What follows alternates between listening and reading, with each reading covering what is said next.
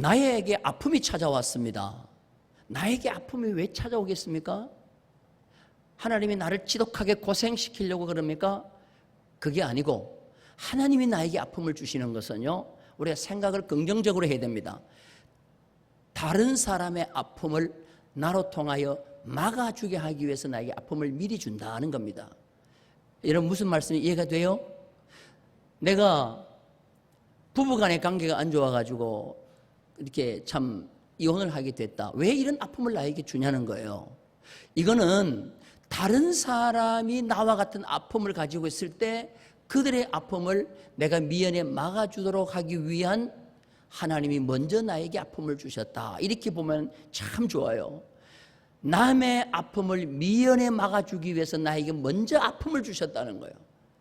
무슨 말씀이 이해가 되면 하면, 내가 왜 이 말씀을 드리는가 하면, 교회가 똑같은 교회가 되면 그 교회는 절대로 그냥 남과 그냥 똑같은 그런 교회밖에 안 돼요. 절대로 부흥하는 교회는 되지 않습니다. 남이 생각하지 않는 그런 생각을 해야 되는 거예요. 어느 날 기독신문을 보는데 거창중앙교회가 나왔어요. 내가 평소에 거창교회를 좋아하기 때문에, 또 거창 학교를, 고등학교를 좋아하기 때문에 그건가 싶어서 딱 봤는데 내용이 그런 내용이에요. 그 교회는 전 성도의 교사화입니다. 따라서 전 성도의 뭐예요? 교사화. 여러분, 이게 마인드 자체가 다른 거예요. 그 교회는 시골에 있지만 다음 세대가 미어 터지도록 몰려오는 거예요. 왜 그런가 봤더니 전 성도가 교사화예요. 자, 우리 오늘 이 교사, 이제 여름 성야교 캠프가 나와 있잖아요. 기도와 물질도 좀 후원해 달라고 그랬잖아요.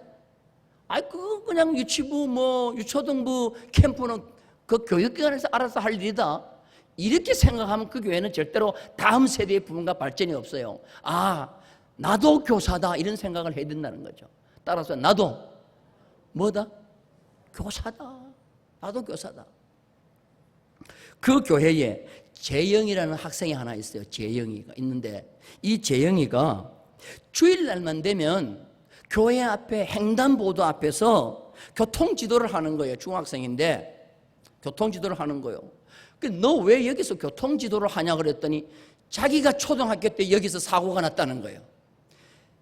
횡단보도를 건너는데 차가 와가지고 자기를 받아서 15m를 떨어졌다는 거예요.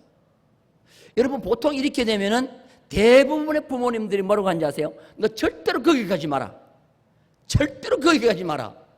근데 생각이 다른 거예요. 네가 여기서 이런 사고를 당한 것은 다른 사람이 여기서 사고를 당할 수 있는 것을 미리 예방하기 위해서 너에게 먼저 아픔을 줬다는 거예요. 그래서 그는 나와 같은 학생이 여기서 또 사고가 나면 안 된다. 그래서 주일 아침 되면 눈이 오나 비가 오나 이 재영이는 교통지도를 거기서 하는 거예요. 신호에 맞춰서 통제를 하는 거예요. 이게 거창교회의 수준입니다. 여러분, 거창이 시골이죠? 거창시가 아니죠? 그래도 하나님의 교회가 되더라는 거죠. 따라서 마인드를 뭐 해야 돼요? 바꿔야 된다는 거예요. 만약에 우리 가정의 자녀가 거기에서 사고가 났다, 그럼 여러분 절대로 그거 가지 마라. 이렇게 하고 그냥 끝낼 거예요. 근데 그렇게 하면 발전은 없어요. 나에게 어려운 일이 생기지는 않지만 남들에게 생기는 일을 미연에 막을 수는 없어요. 내가 서있어야 할 자리가 어딘가를 정확히 아는 게 대단히 중요합니다. 워너메이커 우리가 잘 알잖아요. 백화점 왕.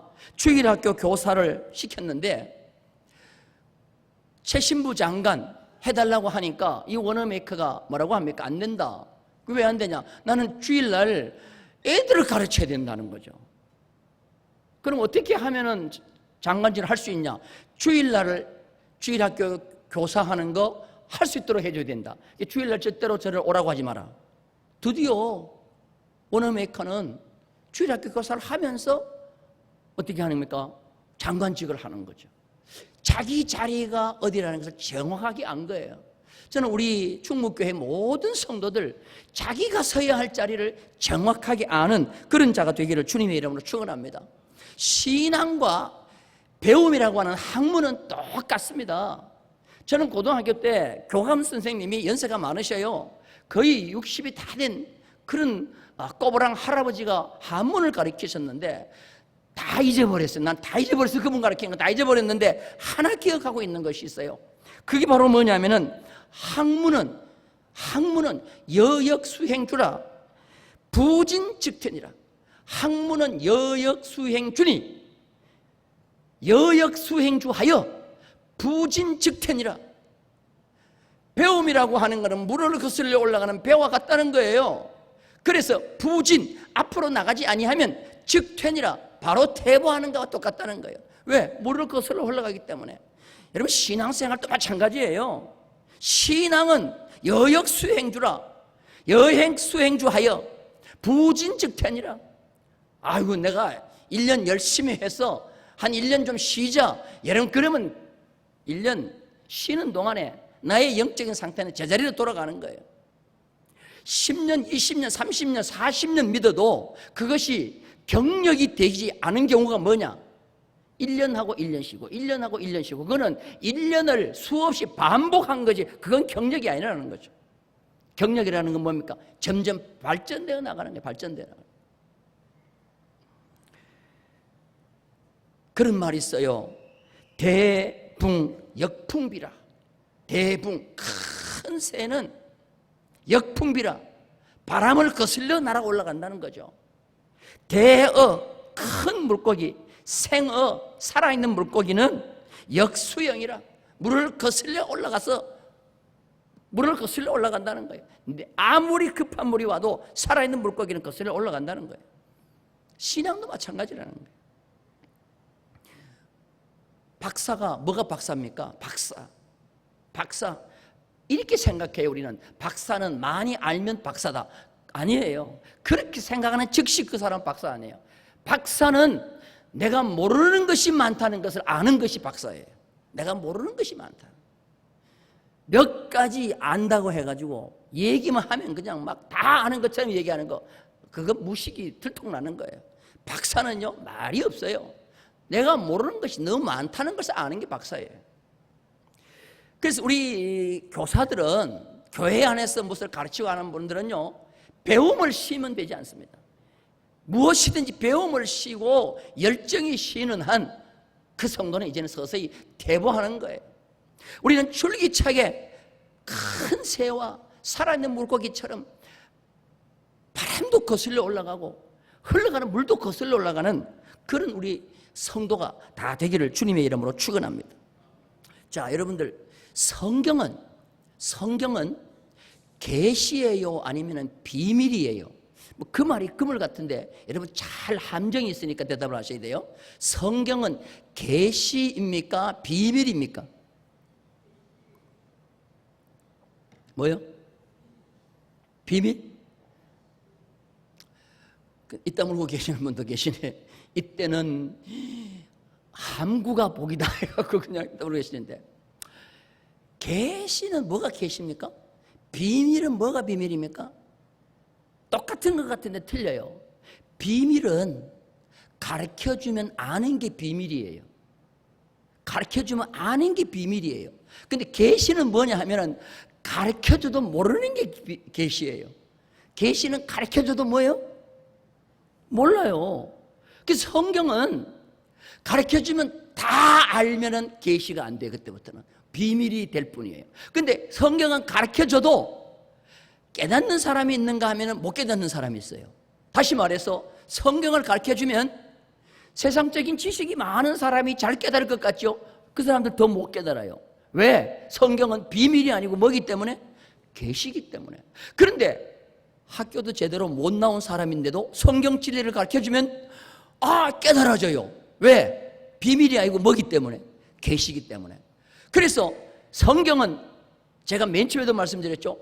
성령의 사람이 가르쳐야 되고, 성경은 성령의 사람이 들을 때 깨닫게 되는 거예요. 이게 바로 뭐냐면은 비밀인, 계시인 거예요.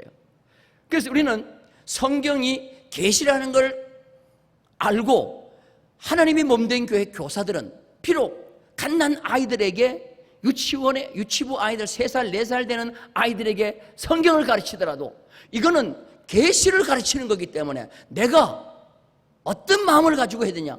성령의 사람이 되고 난 뒤에 가르쳐야 된다는 거예요. 여러분, 전도하러 나갈 때 우리가 뭘 가지고 전도하러 나갑니까? 참 미련하게 전도하잖아요. 도대체 이거 갖고 예수를 믿을까 싶은데 이상하게 던지면 그걸 믿고 교회에 나오는 사람들이 있단 말이에요. 왜? 성령이 중간에서 교량 역할을 하기 때문에 그런 줄로 믿습니다. 그래서 이 세상에는 두 가지 지식이 있는데요, 두 가지 지식 가운데 하나는 영적 지식과 육적 지식이 있습니다. 육적 지식은 비밀이기 때문에 그냥 전달해주면 다 알게 돼요. 그런데 계시는 영적 지식이기 때문에 이거는 전달한다고 다 아는 게 아니에요. 이거는 성령이 깨닫게 해주시고 가르쳐 주시고 배우게 해주셔야 된다는 겁니다. 지식도 두 종류가 있듯이 사람도 두 종류가 있습니다. 한번 따라서 합시다. 육에 속한 사람, 영에 속한 사람. 육에 속한 사람은 뭐냐 하면은 이거는 정신력으로 살아가는 사람이에요. 정신력. 그래서 이렇게 가만 보면 교회는 안 나오지만 세상에 있는 사람 가운데 정신력이 좋은 사람이 있어요. 이 정신력이 좋은 사람은 공부를 열심히 합니다. 그래서 어느 정도 공부를 잘해요. 그리고 자기 목표도 이루어요. 이거는 육에 속한 사람입니다. 그런데 영에 속한 사람은 정신력으로 하는 게 아니고 영력으로, 성령의 도움으로 하는 거예요. 그런데 마지막 싸움은 누가 이기느냐 하면은 정신력이 이긴 사람이 이기는 게 아니고 성령에 충만한 영력이 있는 사람이 이기는 줄로 믿습니다. 왜냐하면 이 사람은 계시를 상대하기 때문에 그런 거예요. 그래서 정신력이 강한 사람은 돈을 잘 버는 법도 알고 투자하는 법도 알고 학문적 지식을 위해서 이것도 잘 압니다. 관계술도 뛰어나고 처세술도 뛰어납니다. 이런 것은 다 육에 속한 사람이에요. 자, 우리 성경 하나 보겠습니다. 고린도전서 2장 14절 다 같이 읽겠습니다. 시작. 육에 속한 사람은 하나님의 성령의 일들을 받지 아니하나니 이는 그것들이 그에게는 어리석게 보임이요 또 그는 그것들을 알 수도 없나니 그러한 일은 영적으로 분별되기 때문이라. 여러분들, 주일학교 교사 정신력이 뛰어난 사람이 잘하겠어요? 성령이 뛰어난 사람이 잘하겠어요? 성령이 뛰어난 사람이 잘하는 거예요. 학교 공부 아무리 잘해도 주일학교 교사 성령 충만한 사람한테 못 당하는 겁니다. 왜? 계시를 가지고 하기 때문에 그런 것입니다. 오늘 본문 15절에도 보면 다시 또 그런 말씀을 하고 있는데 신령한 자가 있다고 그랬어요. 자, 고린도전서 2장 15절 말씀 다 같이 읽겠습니다. 시작. 신령한 자는 모든 것을 판단하나 자기는 아무에게도 판단을 받지 아니한다. 육에 속한 사람과 대조되는 사람입니다. 이 사람은 성령을 중심으로 살아가는 사람입니다. 성령과 교통하는 사람이기 때문에 이 사람이 신앙의 영적인 모든 것을 가르쳐주고 깨닫게 해주고 또한 전달하게 해주는 거예요. 그래서 기도를 쉬는 사람, 하나님의 말씀을 멀리하는 사람은 아무리 청산유수와 같이 애들을 가르쳐도 자기는 가르쳤다고 되지만 그것이 그에게 전달되지는 않습니다. 그래서 우리 교사님들은 정말 이 여름 캠프를 놔두고 지금 우리 중고등부 같은 경우에는 열심히 기도를 하고 있어요. 기도를 많이 해야 됩니다. 그럴 때 이것이 바로 뭐가 되냐면 전달이 되는 거예요. 전달이.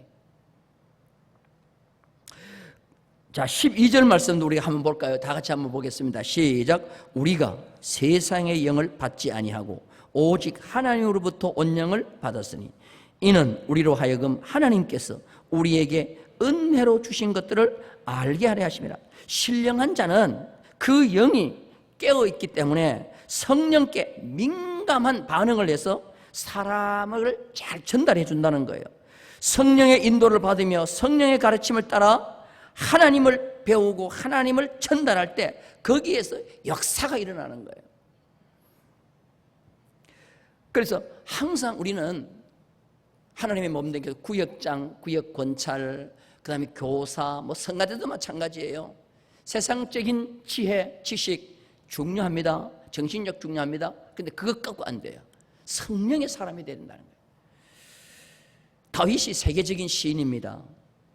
다윗이 세계적인 시인인데 절대로 누구한테 배워가지고 다윗만큼 시인이 될 수가 없어요. 그럼 다윗은 성령의 사람이에요. 하나님의 영이 그에게 기름 붓고 나니까 그는 성령의 사람이 되어서 누구한테 배우지도 않았지만 뛰어난 시인이 되는 겁니다.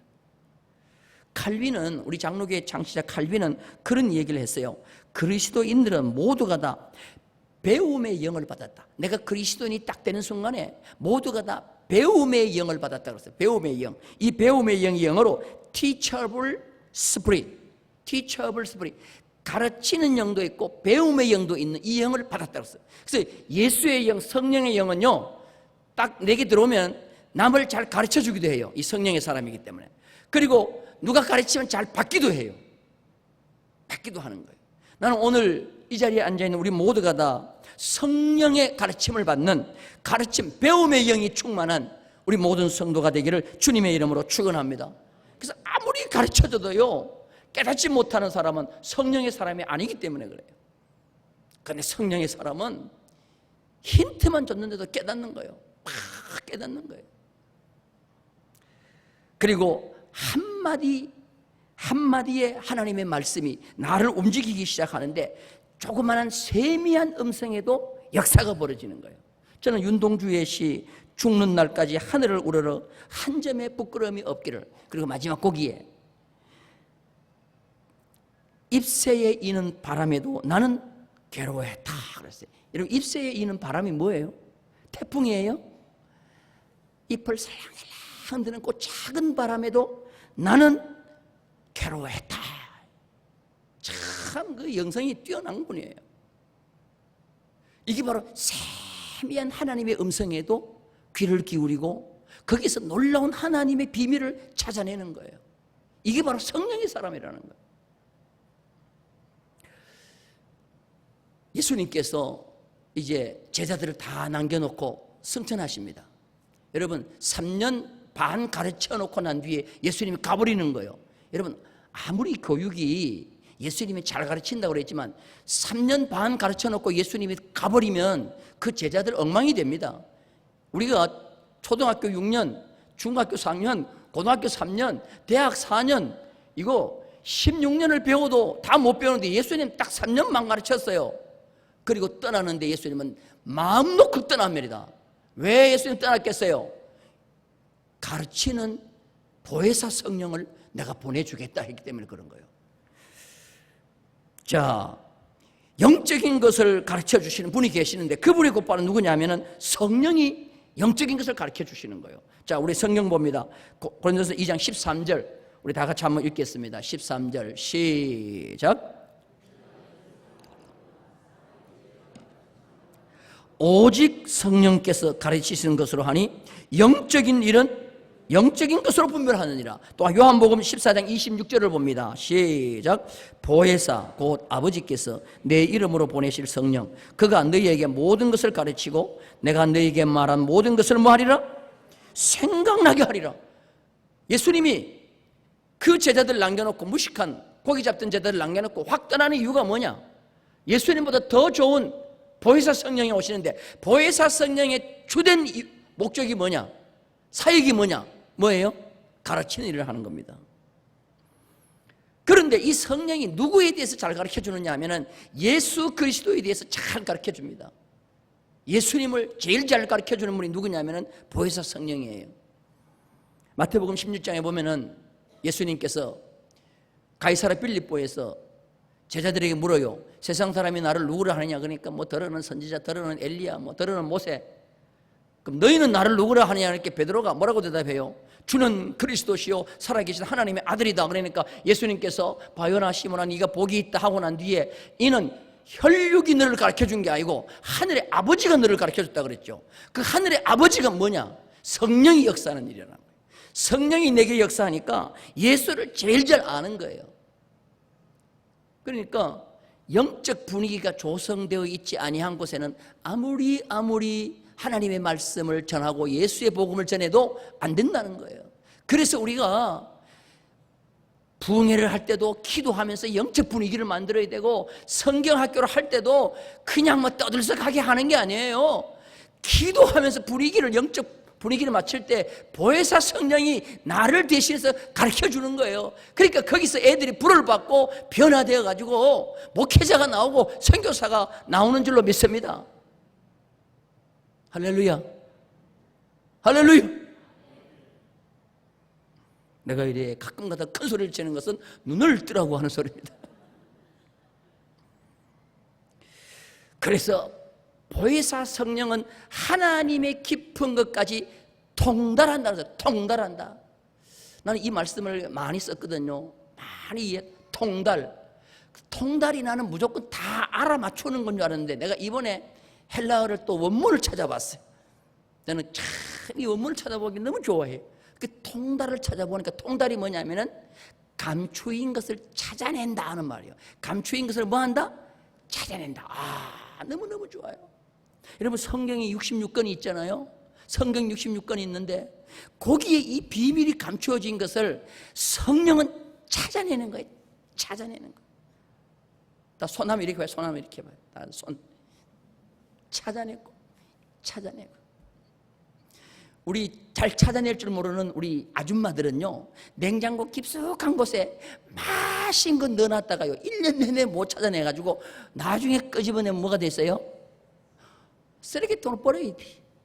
근데 성령의 아줌마들은 뭐 있는지 알아. 그래서 요거 찾아내고 요거 찾아내가지고 맛있게 요리를 하는 거예요.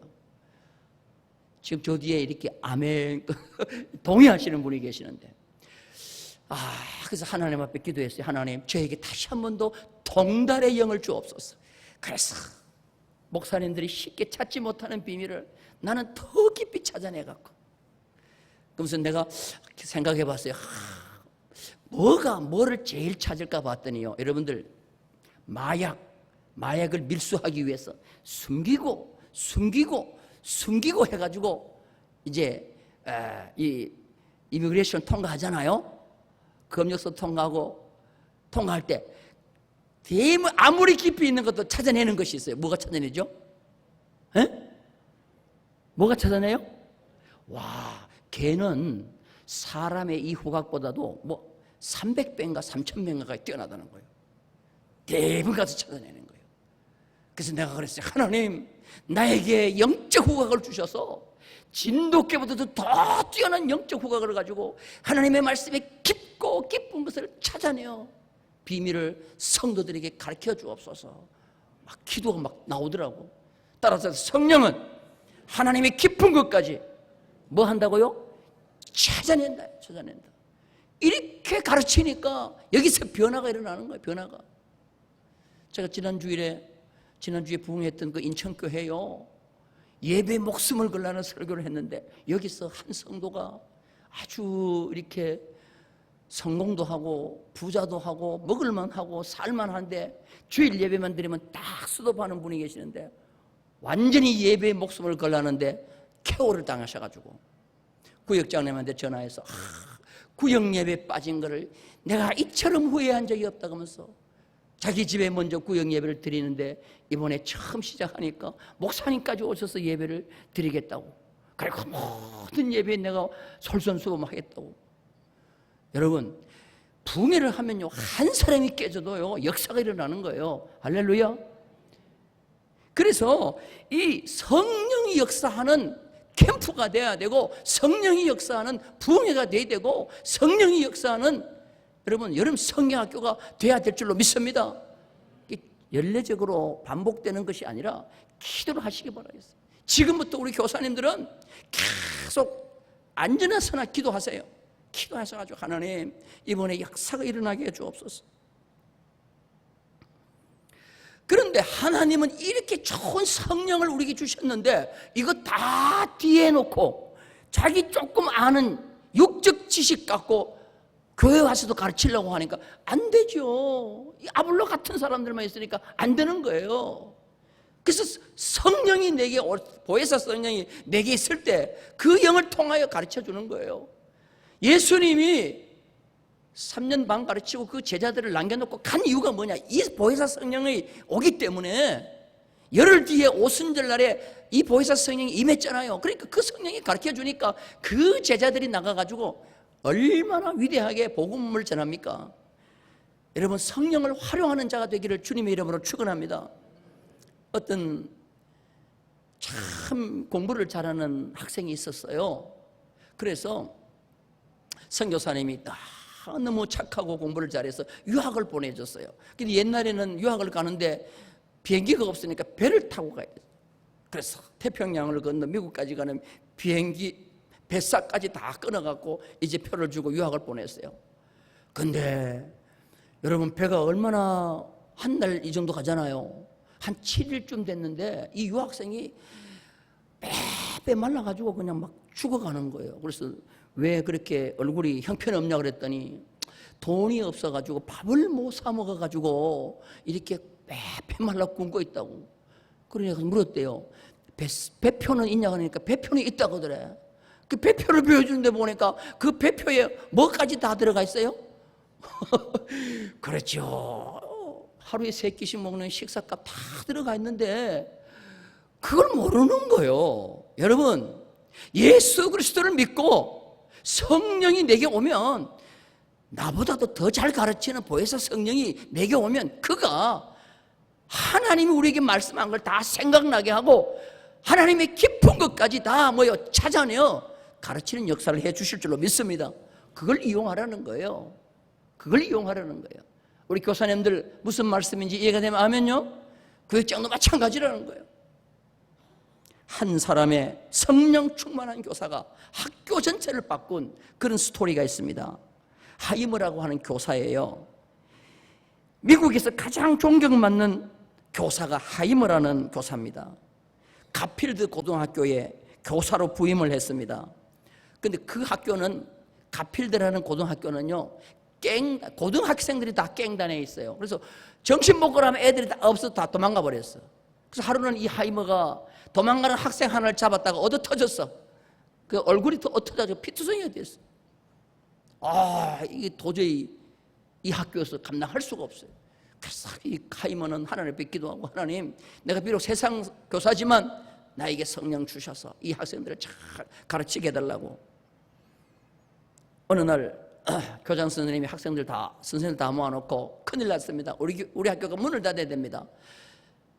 전국에서 수학 능력 평가를 했는데 우리가 꼴등입니다. 도저히 여기서 한 명이라도 수학을 잘하는 애가 없어가지고 이 학교는 능력 없는 학교라서 폐교를 당해야 됩니다. 그때 이 하이머가 저에게 시간을 주십시오 해가지고 18명의 학생을 모았어요.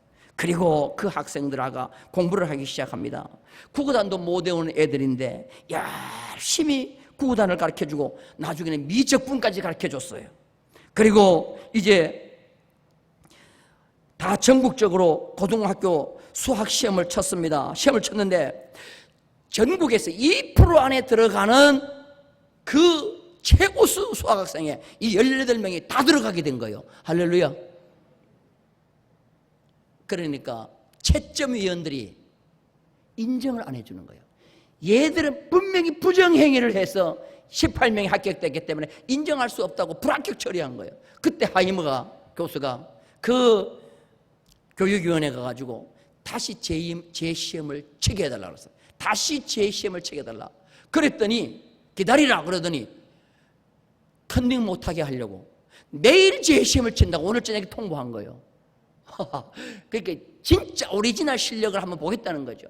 그날 저녁에 18명 모아놓고 기도하고 공부를 또 했어요.